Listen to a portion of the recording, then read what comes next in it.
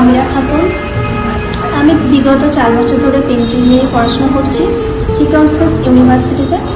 তো আমার কাজের ধরন, আমার বেসিক্যালি নেচার নিয়ে স্টাডি করতে বেশি ভালো লাগে।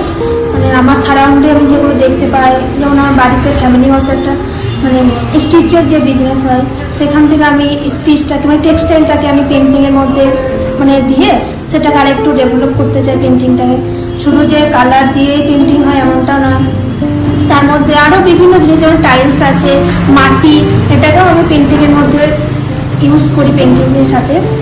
তো আমার এগুলো ভালো লাগে।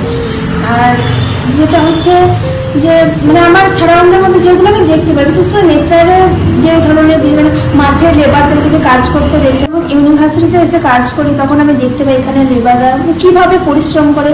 তো আমার মানে এগুলোতে আমি বেশি অ্যাট্রাক্ট হই, আমাকে এই নিয়ে বেশি কাজ করতে ভালো লাগে।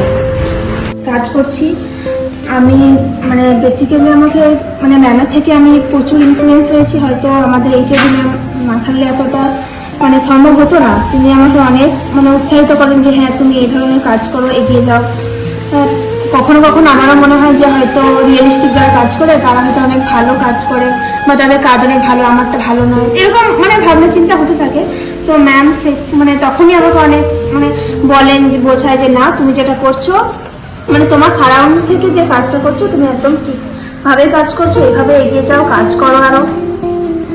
তো ইউনিভার্সিটিতে মানে ম্যাম না থাকলে হয়তো আমার এতটা মানে যে যতটুকু আমি কাজ এই অবধি করেছি 4 বছরে, হয়তো মানে ম্যামের সাহায্য না থাকলে হয়তো আমি এতটাও ভালোভাবে কাজ